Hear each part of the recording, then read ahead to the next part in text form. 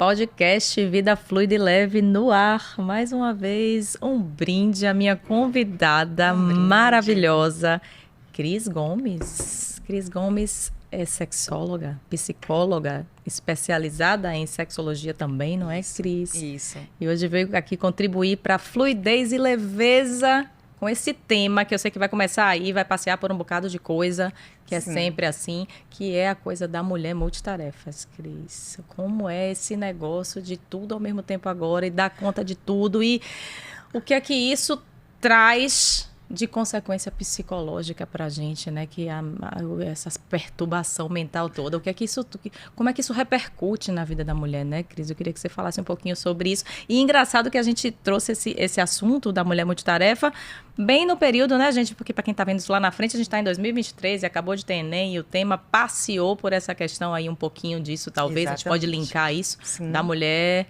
da tarefa doméstica invisível. Da invisibilidade do trabalho feminino. Me diga, Cris, o que é que você pensa dessa coisa do multitarefa ser tudo aqui, ó? Né?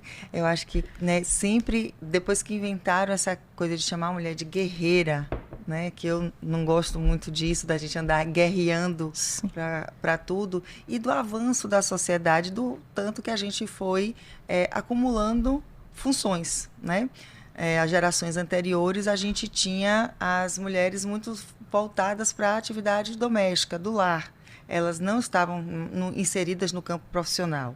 Galgaram essa função também, mas não deixaram de ter a anterior, ou seja, é sempre um somatório de funções, de turno, e aí vamos abraçando o mercado de trabalho, atividade com filhos, a maternidade, que não, apesar de hoje a gente ter uma incidência em número de filhos menor do que as gerações anteriores, mas a maternidade ainda é presente como um desejo feminino da maioria das mulheres, mas ainda presente de cumprir essa etapa da vida. Casar, ter filhos, né?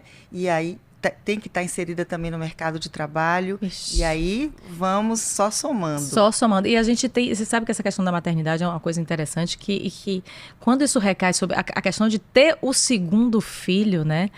Em algumas mulheres isso gera até um pânico. Gera uma ansiedade, um ataque de pânico, um medo, porque ela já sabe o que ela vivenciou com o primeiro. Para o homem é uma coisa que vai assim, tipo, vamos ter o segundo filho. E não sei se tem esse pensamento, essa coisa, porque acaba que, é o que você falou, esse negócio desse título de supermulher, pelo amor de Deus. Quem deu esse título pra gente, gente? De vestir essa roupa da Mulher Maravilha. E aí, entrando nessa seara que você está trazendo, do que o segundo filho. O depois, a gente está sempre convocada. Você faz a faculdade e aí ele questiona. Quando é que vai vir a pós-graduação? Quando você faz o mestrado, quando é que vem o doutorado? Você começa a namorar, quando é que casa? Quando casa, quando vem o primeiro filho? Quando vem o primeiro filho, o segundo. As cobranças, né? As cobranças sociais, internas, às vezes, né? De cumprir esse protocolo, como se fosse esse enredo, que é mais ou menos um script do que você tem que desempenhar enquanto você estiver aqui. Então, essa cobrança do que vem, do a seguir. Entendi. Claro que é da natureza do ser humano como ser faltante conseguiu algo que é outra coisa, né? A gente está sempre no desejo. A busca, é o que movimenta a gente. É a busca, né? O desejo. É freudiano isso, né? Essa coisa do desejo. Ó, eu entrando na psicologia. Exatamente. O que move, nós somos seres da falta. Né? Sim. Então, o que nos falta, então você fica... Aí você galgou o seu título, né, de mestre. Aí talvez já vinha aquela formiguinha ali, aquele bichinho te picando. Quero doutorado. Quero doutorado, né? E isso tudo tem um custo.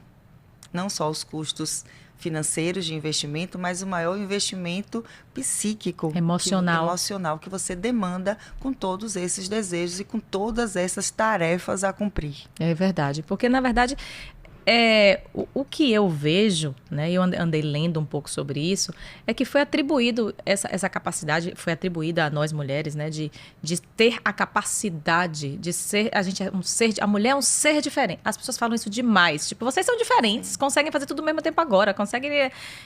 Isso aí caiu por terra, gente, eu achei um estudo que comprova que essa capacidade é inerente ao ser humano de fazer várias coisas ao mesmo tempo. O homem também pode fazer várias coisas ao mesmo tempo. Só que esse estudo também mostra que, na verdade, quando você faz várias coisas ao mesmo tempo, você não consegue ser 100% em nenhuma dessas coisas, você né? não tem Cris? foco, você não consegue. Aquilo que a gente até estava falando anteriormente sobre o 100%, ele não existe. Isso é uma fantasia humana de Sim. perfeição, né? De você atingir o grau máximo em tudo. Primeiro que, Sim. assim, mesmo que seja na singularidade, esse 100% não existe, porque não há a perfeição.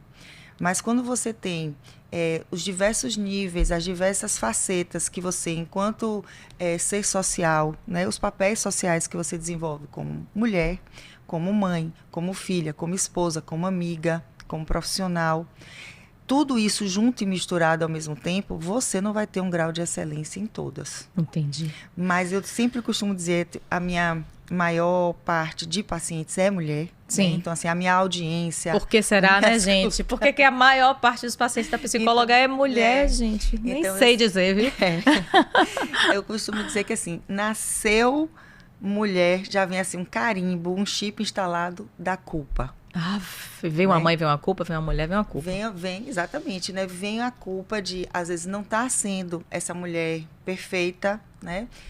Então, o que eu sempre digo, vai ter momentos da vida, porque a vida, né, oscila em fases também, em que você vai estar, digamos assim, dando mais luz, dando mais foco, brilhando mais em um determinado eixo da sua vida. Tipo, você não precisa ser, tá tudo 100%. 100%, porque imagine que você é médica, né?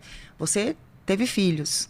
Então, obviamente que no período da sua gestação e puerpério, você não estava sendo a médica que você, hoje, com seus filhos já crescidos, Sim. você consegue se doar nessa atividade. Sim. Né? Aí vem aquela cobrança, ainda não retornei ao mercado de trabalho. E quando a mulher decide, ou é imposta, né, de ficar em casa para cuidar dos filhos, esse retorno ao mercado de trabalho é muito mais sacrificado, é muito mais doloroso. Então, ela fica na cobrança de que, assim, ou eu cuido dos meus filhos, ou eu volto para o mercado de trabalho, ou eu também não estou sendo aquela esposa amante maravilhosa, com performances né, de Circo de Soleil. Você não tem como. Você não tem energia, você não tem condição, porque você, imagine você no puerpério, com o menino acordando de noite, com criança tendo toda aquela arrasada demanda. porque sua profissão está deixada de lado, cheia de cobrança. E para amamentar? Hormonalmente abalada, sim, né? Porque nesse momento os hormônios estão te voltando para outra coisa. Sim. Então, assim, mas é claro que depois de um determinado momento você precisa voltar o olhar. Inclusive, isso é ótimo para fazer esse corte entre a mãe e a criança. Entendi. Senão você olha o tempo inteiro. Entendi. Né? Entendeu? Se eu preciso que venha, que geralmente quem faz esse corte ou é o marido ou é o trabalho. Né? Esse corte é uma função. Entendi. Pois é, então assim, essa questão aí da multitarefa, pelo que eu estou entendendo aqui, pelo que eu acho que a gente tem que até tentar esclarecer, é que não é que a gente não possa fazer várias coisas, né, Cris? É que, na verdade, a gente não precisa ser 100% em todas essas funções, tipo assim, uma estratégia, porque eu entendo que esse multitarefa é uma coisa que a modernidade cada vez mais agrega a coisa do ser multitarefa, apesar de a gente estar vendo a participação masculina um pouco mais hoje, entrando aí, sim, na divisão, é como você falou, nasceu, tem a culpa. Então, talvez uma estratégia fosse, tipo, meta para você dizer assim, eu agora, nessa minha fase profissional, eu estou precisando dar esse gás, então eu vou deixar... Eu não vou ser 100% ali com os meninos, ou eu vou pedir uma participação maior do marido, ou eu vou... Enfim, tem que ter uma estratégia para driblar isso. Alessandra, que assim, a estratégia que eu entendo é você se conhecer. É você entender, assim, nesse momento, o que é prioridade na minha vida e trabalhar a culpa em relação à escolha. Porque toda escolha implica numa renúncia. Né? Um caminho que você escolhe... Interessante. Um caminho que você escolhe são... infinitas possibilidades que não foram escolhidas, foram deixadas para trás a partir de uma escolha. Nunca vi sobre esse ponto de vista. Você está escolhendo uma coisa aqui, renunciando outras ali. Lá. Pronto, deixa lá. Né?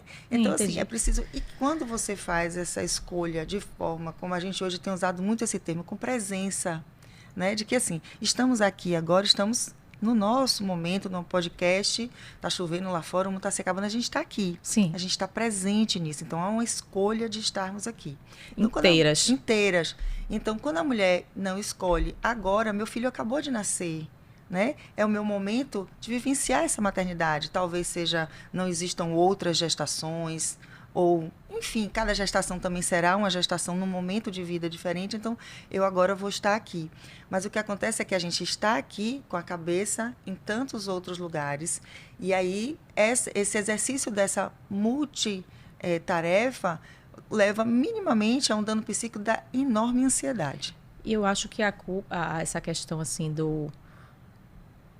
nem tudo isso, não sei se suas pacientes trazem isso, talvez nem toda essa questão da multitarefa venha só da sociedade. Tipo assim, vem tudo que a sociedade traz, e eu acho que a maneira que a mulher, que o ser humano vivencia essa coisa varia de um para o outro. Tipo assim, claro. O nível de cobrança que você tem, eu acho que por isso que o seu pool de pacientes maior nessa seara aí é mulher, porque acaba que isso deve disparar um gatilho absurdo de ansiedade, essa coisa de tanta coisa que eu acho que deve chegar um momento que a mulher está assim, sufocada. Não consegue respirar. Meu Deus, eu preciso entregar esse resultado de trabalho. Eu quero ser essa mulher poderosa que trabalha, que produz. Mas, ao mesmo tempo, eu preciso chegar em casa e eu preciso dar atenção aos meus filhos, olhar uma agenda de escola, checar a tarefa, botar os meninos para dormir, depois vestir uma lingerie sexy e ainda ser uma amante maravilhosa também. Então acaba que essa coisa, só de falar já me dá até uma palpitação. Exatamente. É um negócio que eu acho que é a gente que vai... Você falou perfeito. Por primeiro que assim, a gente vive hoje um momento na sociedade da performance, né? A gente está o tempo todo, principalmente com o advento tecnológico, das redes sociais, de tudo isso, dessa interatividade o tempo inteiro, né? Nós vivemos esse momento de que a performance, a entrega, você está sempre compelido a performar, a entregar resultado, né? Eu digo que, assim, às vezes, inclusive, o fator daquilo que você consome em termos de mídias, em termos da sua vida, isso lhe acelera muito mais, porque você está vendo, por exemplo, o Instagram é um lugar de você sempre achar que a grama do outro é mais verde que a sua. De vidas perfeitas. De vida perfeita. De mulheres que dão conta de tudo. De tudo, e que assim, a gente só esquece que o Instagram é uma vida editada e recortada. Sim. No dia que eu vou também gravar os meus vídeos, é um dia que eu vou mais arrumada, né? Que eu não é o jeito que eu acordei, né? Que eu saí de lá, vim para cá, está aqui agora, né? A gente se arrumou, a gente se colocou. Então, tudo isso, são recortes. E aí, aquelas pessoas que vêm, só eu não estou em Paris, fulano está viajando, Sim. Só eu não estou conseguindo ter o corpo perfeito, todo mundo de biquíni. E tome-lhe culpa. E tome-lhe culpa. Eu não consigo. Essa falta que a gente, né, carrega, Sim. Ela vai se tornando abissal, gigante, vai se dando um vazio enorme. E aí, então, assim, eu sou uma pessoa que não estou dando conta de nada. Então, dá essa sensação de que, assim, desses 100%, dessas multitarefas, a falsa ideia, sempre no problema da comparação com o outro, Sim. de que você não está sendo produtiva, de que você não está sendo eficiente como mãe, que você não é uma boa mãe, que você não é uma boa mulher, que você não é uma boa profissional. Sim. E as pessoas que chegam no consultório, elas chegam com, além da culpa, eu estava até falando antes aqui com vocês, uma baixa autoestima enorme. Enorme, isso vem junto, Vem né? junto. E como você falou assim, não é só, às vezes, essa questão da multitarefa da sociedade, mas a criação, né? A gente sabe que tudo começa... As crenças limitantes. O que somos aqui agora foram passos que foram dados lá atrás na nossa infância. A gente vem construindo esses tijolinhos, né? Esses mentais também. Exatamente. Então, o que está aqui é fruto, então é isso que eu digo. A infância é um chão que a gente pisa a vida inteira. E também como foi sua mãe, né? O que você viu sua mãe vivenciar isso? Tipo, gente, minha mãe dava conta de tudo isso. Sei lá, o que é que ela passou para você, né? Como é que isso chegou na sua vivência, né, também? Exatamente. Da sua mãe, da sua avó, e que você também se sente na obrigação de entregar aquilo ali. Ainda tem essa história que diz que o marido casa com pessoas, vai buscar o parceiro, né, gente? Não vamos falar marido, o parceiro ou a parceira de vida que você tem, vai buscar uma pessoa que substitua a falta da mãe. Tem essa história também, diz que você vai atrás de uma coisa. Então, se sua mãe foi aquela multitarefa daquele tempo, mas que talvez profissionalmente não fosse a mesma demanda sua, aí você também se cobra mais ainda. Sim, tem até você falando disso, tem um memezinho que rola no Instagram, que é de Freud dizendo que, assim, você vai... tô louco para ver você casar, chamar de amor da vida aquilo que você um dia chamou de papai e mamãe. Gente, esse Freud não é brincadeira, não. Não é brincadeira, não. De que, assim, o quanto que a gente tem coisas que a gente não acessa de forma, né, tão consciente assim. Claro que você lembra aqui, como eu lembro perfeitamente, de coisas que vieram das nossas mães, né, das nossas avós. Mas tem coisas que vieram delas, dessa transgeracionalidade, que está no inconsciente, mas que a gente sente isso. Né? São coisas, às vezes, que você ou não se autoriza a romper com esse padrão, porque é algo muito forte, que vem de uma geração para outra. Né? Então, por exemplo, a minha mãe e a sua, a forma com que elas estavam no mundo tinha também um outro tempo histórico. Sim, né? de contexto de sociedade, né? Tudo, de contexto de sociedade. Né? De que vinha e que o ser mulher, o nascer, a menina, era cobrado um padrão de comportamento. Lógico que hoje, como a gente vive num mundo hipermoderno, isso se afasta um pouco mais. Mas as cobranças que foram lá das tataravós, lá da imposição do que esse feminino, né? O que essa força feminina representa. Eu acho que às vezes essa cobrança... às vezes você não vê uma coisa diretamente assim... o meu companheiro ou minha companheira, minha vida está sendo cobrada dessa maneira por aquela pessoa diretamente. Não existe uma coisa velada que diga, você é que vai fazer essa tarefa, os meninos são seus, a casa é sua e eu não me meto nessa seara. Muitas vezes o que acontece é que a gente abraça isso tudo, que a gente abraça mesmo, e até isso aqui é meu, e eu vejo mulheres que dizem assim, não, eu não deixo ele fazer isso. Eu não deixo ele botar o menino para dormir. Esse negócio de botar o menino para dormir é comigo. Sempre foi comigo a vida inteira. E, tipo assim, você às vezes não permite dividir essas tarefas que você, por algum motivo aí, você quer isso tudo para você quer dar conta daquilo ali, sabe? Às vezes eu vejo isso, eu vejo algumas mulheres com isso. Eu quero, não, esse negócio de dormir isso é comigo. Não consegue delegar. Não consegue delegar. E isso que a gente estava falando antes, de que tudo isso que a sociedade às vezes impõe de forma velada, de forma explícita, mas existe a cobrança interna. Né? Aquela que você é o seu algoz. Você é o seu algoz. Que frase. Você é o seu algoz. Né? Não demanda do outro. Não. Então, é algo... E isso é que isso é que é custoso no processo terapêutico da gente romper com esse tipo de crença, da gente entender por que você se pune tanto. Então, por exemplo, tem, né, quando a gente vai estudando, tem uma frase, acho que é do Winnicott, que ele fala da mãe suficientemente boa para ela se tornar desnecessária. Entendeu? De que, assim, é muito difícil para a mãe se colocar nesse lugar de ser desnecessária. Não preciso mais de minha mãe para isso. Não preciso. E isso, seja quando os filhos saem na síndrome do ninho vazio, é um problema para aquela que exerce a maternidade. Não, e se essa que vem multitarefa, de repente ter mais essa tarefa? Porque é um lugar. É um lugar. É um lugar. É um lugar de que, às vezes, é um lugar de você se reconhece, de trazer isso, assim. Então, por isso que só eu sei dar a forma certa de dar a mamada ao filho, ao banho. Só eu sei contar a história para dormir. Não ele permitir, não se permite. Pessoa. Não vai. Ele não dorme. É você que diz. Ele não fica.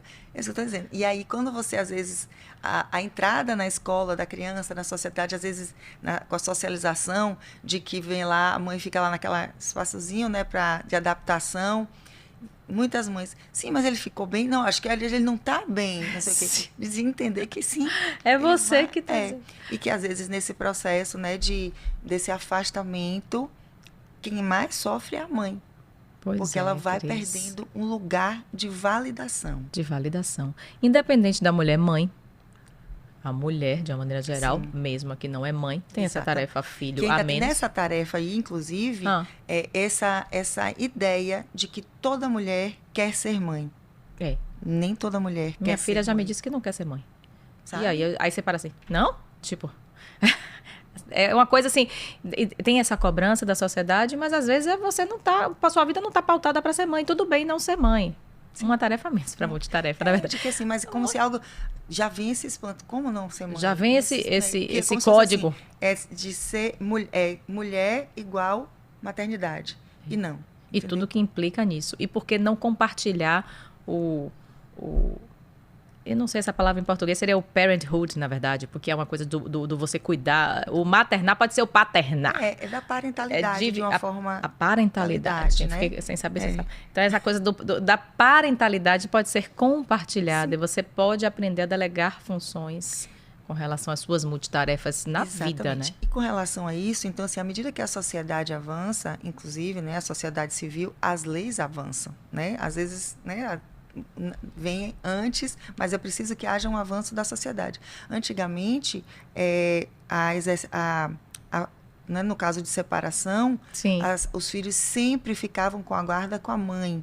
Era raríssimo você encontrar um pai... Nem se questionava isso. Um pai com o pátrio poder, né? O nome era pátrio poder, guarda, mas nem necessariamente ficava com o pai. Sim. Hoje, a regra, né? Existem as exceções, mas a regra vigente é da guarda compartilhada. É a regra agora? É regra, assim. Eu estava escutando num podcast, inclusive, falando sobre isso, porque, né, como... A primeira formação não sai totalmente, né? Como a primeira formação em direito, às vezes ainda fico querendo ouvir algumas coisas, verdade. Principalmente da área de família. Eu esqueci dessa formação. Então, eu gosto de ouvir muito as coisas ligadas à área de família, né? Então, hoje, os juízes, a priori, lógico que cada caso é um caso, analisando a situação, mas a priori, a decisão é da guarda compartilhada, porque hoje já entende-se que os papéis, né, dessa parentalidade devem ser exercidos de igual forma. Interessante. Né? Eu não sabia que isso era uma regra. Assim. Eu tenho visto isso, né? Mas... De que assim, agora, aí vem para o meu lado hoje da formação atual e do que eu encontro. Nem sempre com a guarda compartilhada será o que será mais saudável para essa criança diante dos pais separados. A criança já é realmente uma outra questão, mas no sentido, no sentido assim da questão de dividir responsabilidades, eu tenho notado, e que bom que essa lei assim, é que os homens estão também tentando buscar um pouco mais o papel... Mais investidos, das tarefas, estão um pouco mais investidos com relação a isso. O que acontece é que muitas de nós ainda não está se desapegando dessa coisa, né? Então, assim, o que eu vejo das pessoas... Eu tenho algumas amigas que estão separadas e tem essa coisa da guarda compartilhada, mas eu não sei como é que fica na casa do pai. É tipo assim, você está aqui, você já aproveite que você está, vá fazer outra coisa. Eu não sei como é que tá, porque vem de lá assim, vem de lá assado, não sei se come, não sei se toma banho, não sei se não sei o que. Ou seja, você tá de cá, a guarda tá lá na semana da criatura e você se metendo na gestão...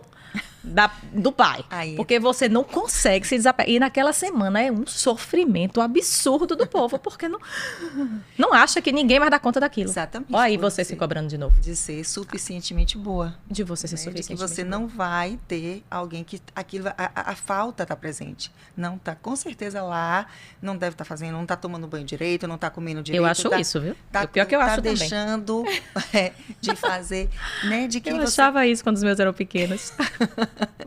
Acho que toda mãe acha, né? Não sabe dar o banho. Não sabe direito. E de que como eles, digamos, se adequam àquela vivência. Quando eu falo de que, às vezes, para a criança, a guarda compartilhada não é tão benéfica, isso tem que ser analisado cada caso, porque tem que ver muito como é essa relação. Como ficou contextualizar, essa relação, né? Como que, às vezes, por exemplo, a bagunça mental que fica numa criança, aí a cobrança também dessa criança de esqueci a coisa na casa do seu pai, às vezes moram muito distante, né? Aí a pobre da mãe não tem como ficar tranquila e a criança fica sempre nessa hipervigilância de estar, será que eu esqueci isso, será que eu fiz aquilo? Então eu não atendo criança, mas no que a gente, né, escuta dos colegas, dos pares que atende, é sobre como a criança se sente às vezes tendo que dar conta para atender que sua mãe todas não se estresse, essas que demandas. seu pai não se estresse. É verdade. Então, essa coisa da guarda compartilhada, ela tem como na justiça, né? E assim como na vida como um todo, tudo tem que ser visto no caso a caso, no 1 a 1. Porque somos únicos e todo mundo tem as suas particularidades. Com certeza. Então, o pacotão das 10 regras não vai servir para todo mundo. Não vai servir para todo mundo.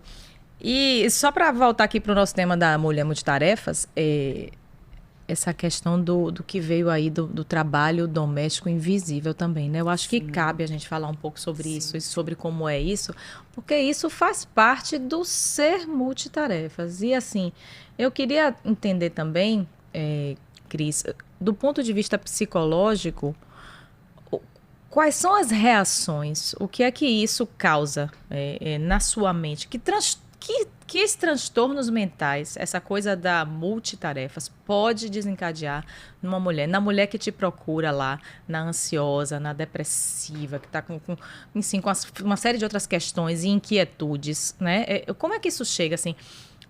Nessas mulheres, em muitas dessas mulheres, você vê isso, essa coisa da multitarefa sendo o fator daquela mulher que chega lá, que não está dormindo, que está com sono perturbado, aquela mulher que não está produzindo bem no trabalho, aquela pessoa que não está fazendo nada direito e que não sabe o que está acontecendo com ela, aquela coisa daquele estresse que chegou e detonou aquela mulher. Eu queria entender, tentar fazer esse link do multitarefa com essa questão da ansiedade e um pouco sobre essa questão do trabalho invisível também, porque isso está meio que embutido. Sim, Entender como é que essa mulher tá chegando para você, o que ela está demandando, né? Como a gente pode driblar isso também. Perfeito. Isso que tudo se comunica dentro dessa temática. Tanto quando você me convidou para estar aqui para falar disso, eu falei, nossa, vai falar do meu cotidiano, né? Do que a gente está mais recebendo hoje na clínica. Sim. Atualmente.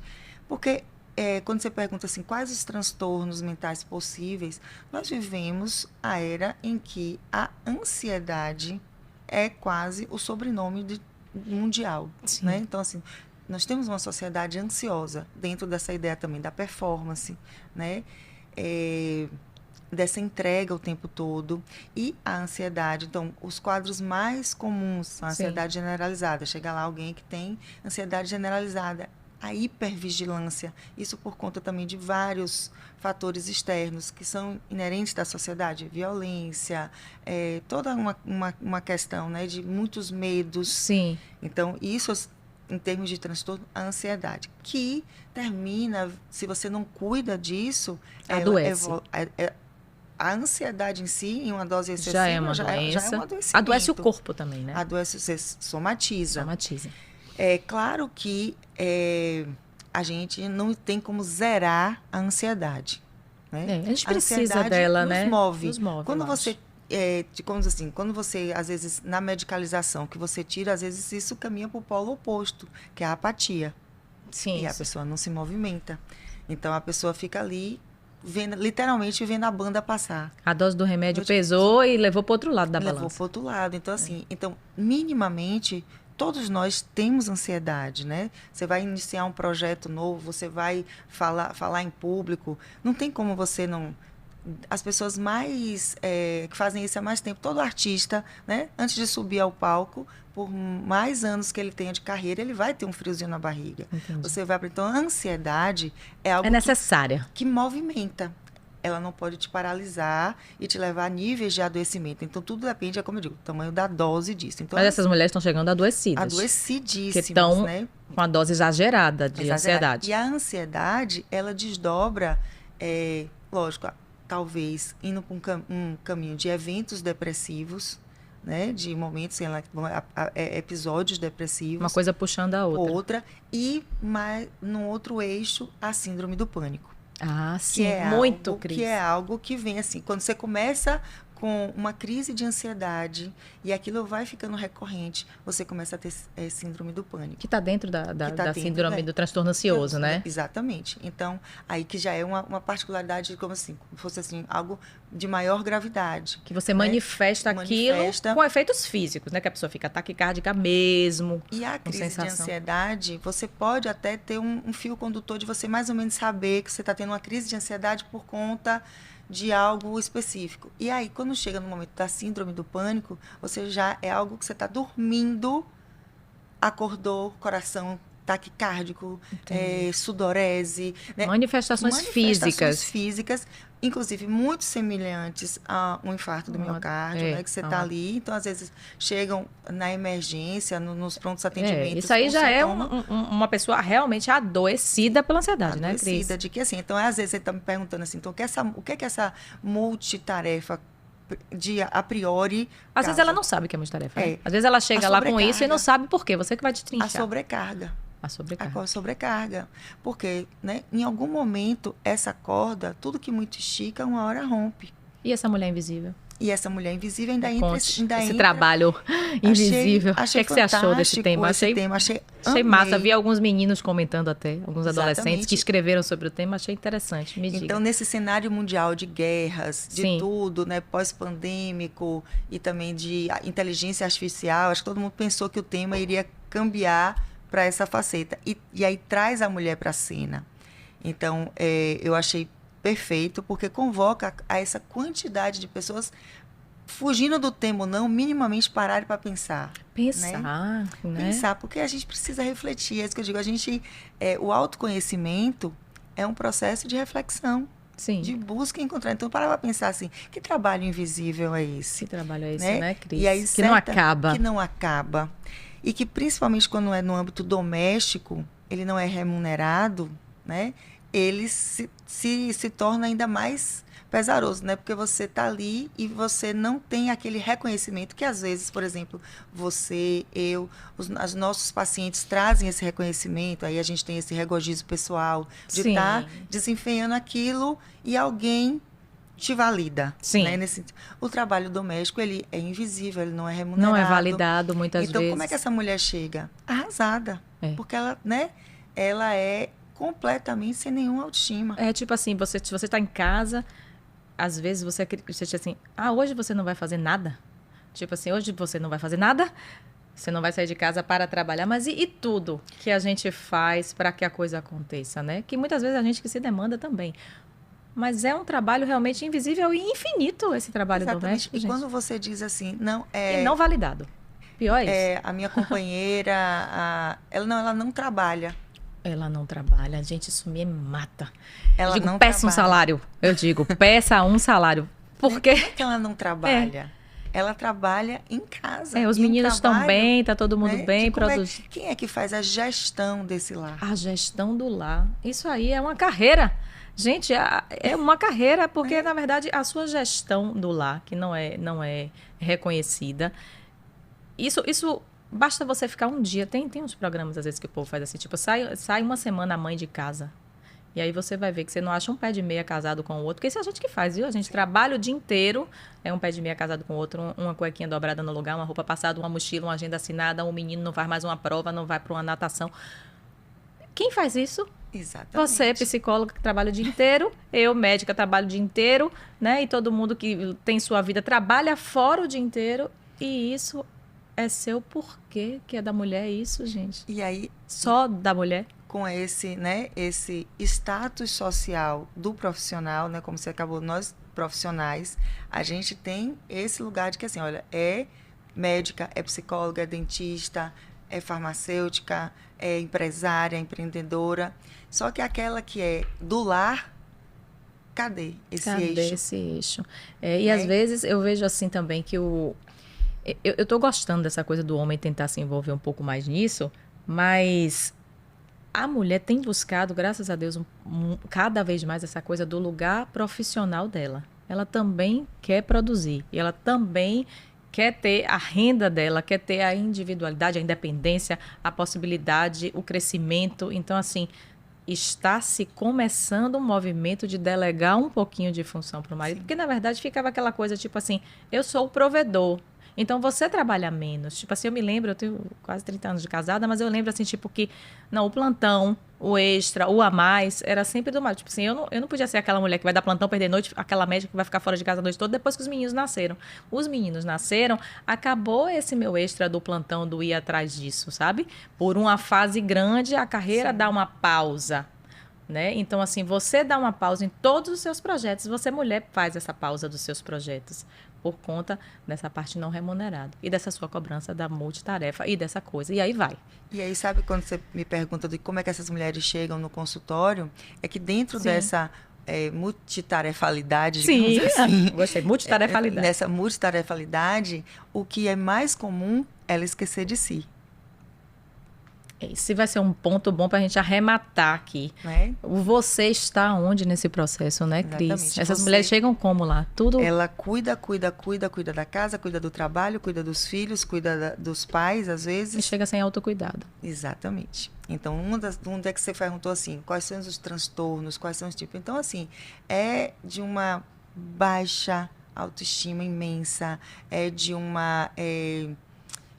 amor próprio que está ali tão apagado, sabe? Porque ele é latente, todo mundo tem. Você só precisa, eu sempre digo, tudo começa e termina em você, está dentro de você. Todo mundo tem amor próprio, só falta cultivar, vezes, né? Ele precisa ser regado, né? Entendi. Para que tudo floresça, ele precisa de adubo, precisa ser regado, precisa ser cuidado. E todos os vínculos são assim, todos. Inclusive o seu vínculo com você mesma. Com você mesma. Então, o que mais chega são mulheres que estão descuidadas de si. Esqueceram de se cuidar. E o autocuidado, é como eu estava falando antes, aqui nos bastidores, a autoimagem você compra, né? Mas você não compra autoestima. Então, nós, às vezes, observamos mulheres que estão lindíssimas, né? Sim. Com seus procedimentos estéticos em dia, das que querem. Internamente que estão bem cuidadas, destruídas. mas elas não têm... autoestima não significa mulher bem cuidada, mulher bem aparentada, bem aperfeiçoada. Às vezes você tem uma mulher belíssima, mas que é uma criança feridíssima. Ah, meu Deus. E aí de onde vem as dependências emocionais? Eu acho que toda mulher devia buscar um auxílio. Acho que todo ser humano precisa de um auxílio profissional, de uma voz, de uma escuta ativa, né, Cris? Eu acho isso importante, porque através disso, a gente faz uma prevenção desse adoecimento. Na verdade, a gente consegue entender e gerenciar um pouco mais quando a gente tem uma escuta ativa de um profissional que entende, que tem esse olhar. Porque você vai aprender a gerenciar seu tempo, a equilibrar essa questão das suas cobranças e talvez evitar o adoecimento. Porque quando a mulher chega já adoecida, o processo é um pouco mais complexo, né? E quando essa mulher vai buscar já desesperada, deve ser um pouco diferente da mulher que já vem ali fazendo aquele trabalho, exatamente, construindo aquela identidade. Não sei. Eu estou pensando numa ideia de como as pessoas podem se preparar para isso, né? Ter um preparo para encarar isso, essa coisa da como foi que a gente falou? Tarefalidade. Multitarefalidade. Eu sempre digo às minhas pacientes e a todos, né, de que quando eles chegam lá, né, primeiro que assim, o processo terapêutico, ele já começa no momento em que você decide que você quer fazer um acompanhamento. Entendi. O processo já inicia ali. Mas de que cada semana que a gente se encontra, é um encontro marcado com você. Já é autocuidado. Já é autocuidado. Já é manejo do seu tempo. Que naquela hora, você estará para você. Sim. Né? Você vai estar lá se escutando, né? Rememorando coisas, caminhos, né? E aventando as estratégias, os passos a seguir, né? Eu sempre digo assim, claro que o setting terapêutico, ele é um lugar de vulnerabilidades. Lá você se desnuda. Sim. Então, você precisa primeiro, nessa relação, você se sentir super confortável. Eu sempre digo assim, qual é a abordagem sua? Eu digo, gente, procura saber, deu match com a pessoa? Deu match. Eu já te perguntei isso sobre qual é a melhor abordagem. O santo bateu, porque é nessa relação que você se sentindo à vontade, num espaço protegido, acolhido, que você se desnuda. É como, né, a cebola, você vai tirando as cascas, as camadas, para que você vá se encontrando com você. A partir desse encontro com você, que é de um espaço, sim, eu vou dizer, não é legal, às vezes, né? Sim, incomoda. Incomoda, porque futuca. E nós somos programados, regidos pelo princípio do prazer. A resistência, quando você vai futucar em alguma coisa, a resistência fala, opa, isso aqui machuca, bora. Aí você... Mas a mulher multitarefa, para ela, isso é bom. Então, porque é um momento dela, só dela. Ela para ali e se encontra com ela. E, a partir disso, apesar de ser um espaço de vulnerabilidades, como eu estou dizendo, mas é também um espaço de potencialidades. E só dela, né? E quando você está bem com você, você consegue desempenhar as outras tantas coisas de forma melhor. As relações melhoram. Porque a multitarefalidade vai encontrar, digamos assim, o seu opositor em algo chamado limite. Pronto, eita, faltou essa palavra, limite. Então, a mulher multitarefas, ela tem que saber dar limite, saber até onde o braço dela vai. E exercer algo que parece simples, que é o não. O poder do não. A gente vai amarrar A gente vai encerrar esse podcast, o limite e o poder de dizer não. Tem livro, exatamente. né? Tem um aí que é o Ligue o F, que também aprender a fazer isso. E sem culpa. E sem culpa. Porque às vezes você diz um não, mas você tá ali morrendo de culpa. De por que você... Aí voltamos pro início que dissemos. Toda escolha implica numa renúncia. Outra frase importante desse podcast hoje. Exatamente. Ô, Cris, conclua, perdão. Né? De que assim, então, quando você impõe limites... Como é que você sabe impor limites? Quando você se conhece. Primeiro se conhece. Você sabe o que é que aquilo é um limite para você. O que é o seu real limite. Exatamente. E isso vai para todos os âmbitos. Quais são os seus limites sexuais numa parceria amorosa? Sim. Quais são os seus limites afetivos? Sim. Ou aquilo que você não tolera numa relação? Quais são os seus limites financeiros? Quais são os seus limites, né? Físicos, né? É. De que às vezes você tá na moda fazer crossfit, mas você tem condição, seu corpo está apto para... Seu tempo dá para isso, gente? Tempo. Então, assim, Socorro. De que você precisa entender quais são os seus limites. Quando você se conhece e entende quais são as suas bordas, né? Até onde você vai sem se machucar. Suas fronteiras ali, ó. Por isso que a multitarefalidade, ela é algo que acomete muita mulher, porque as bordas se comunicam. Não tem bordas. Não tem fronteira. Não tem fronteiras. Então, você precisa delimitar. Eu vou até aqui. Eu não tenho como trabalhar o dia inteiro, chegar em casa, dar o segundo turno, depois ter o terceiro turno, dormir 2 horas da manhã para 5 estar acordada, porque seu corpo vai cobrar. Vai cobrar esse limite. E aí você somatiza. Se você não sabe assim, olha, não dá.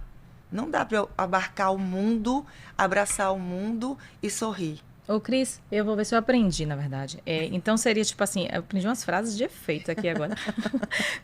Então, seria tipo, entender que você fazer toda escolha implica em uma renúncia, isso eu achei ótimo. Então, você entende, você escolheu, você renunciou a outras coisas. Renunciou, não fica abraçando tudo. Escolheu isso, vai nisso com mais potência. Escolhendo com presença. Com presença. Saber dizer o não... Sem culpa. Sem culpa. Ó, aí, tá vendo como tem um olhar do psicólogo diferente? O não sem culpa e impor os seus limites. Talvez isso ajude uma mulher a gerir essa coisa. Exatamente. Porque isso vai existir sempre, o multitarefa, mas você gerenciar isso sem que isso lhe adoeça. Exatamente. Você falou na prova sem que isso lhe adoeça, porque você vai ter um impacto. Eu sempre trago, talvez pra gente finalizar também. Sim, finaliza. Que o ser humano, ele é um ser integral, composto de um tripé: físico, mental e espiritual. Você precisa alimentar essas 3 frentes, né? E do ponto de vista de que, assim, quando o seu físico ele está em baixa, né, que você vai buscar o médico, que você precisa desse olhar da ciência, né? Talvez ali você minimamente com alguma medicação você resolva. Mas se o seu mental ele não está bem, o seu corpo vai responder. E não tem medicamento do corpo que repercuta ali, né? Então, às vezes, você precisa... E o eixo, hoje, inclusive, a OMS reconhece a espiritualidade, não estou falando de religiosidade, sim, mas a espiritualidade com aquilo que transcende, aí cada qual veja onde o seu coração tema para outro podcast. De que assim, ou seja, é um triângulo perfeito. A gente precisa atacar essas 3 frentes. Então, você precisa de fé, né? Na vida, digamos assim. Sim. Em fé em você, em fé de que amanhã vai existir. Você precisa entender os seus estados mentais, né? O seu emocional, como é que você funciona. E você precisa também estar bem fisicamente. Mas quando aqui não está bem, repercute no físico. Então, a gente tem que cuidar disso aqui, estabelecer os nossos limites, dizer não sem culpa, para poder a gente dar conta dessa... Eu vou pesquisar se existe, viu? Multitarefalidade. Se não existe, criamos a multitarefalidade que acabamos de criar. Vamos pesquisar. Numa vida fluida e leve, criamos a multitarefalidade. Pronto, que a deve gente ser exercida. pode ser multitarefas de uma maneira fluida e leve, desde que a gente tenha controle da mente e dos limites e da culpa e das renúncias. Outro brinde, porque foi lindo esse final. Perfeito. Obrigada, Cris. Agradecer a você pelo convite, adorei. Né? Sempre que quiser, estou à disposição. Vai ter repetecos, vários temas. Adorei, porque é sempre bom, assim, a gente vê hoje o podcast, é também como a gente se comunica, né? Com as pessoas, quantas mulheres que são multitarefas, que podem estar nos ouvindo agora e vão ter assim um insight. Opa! Vários. Eu já saí daqui hoje com vários insights. Muito bom, Cris. Obrigada mesmo de coração pelo seu precioso tempo. Eu que agradeço. Até a próxima.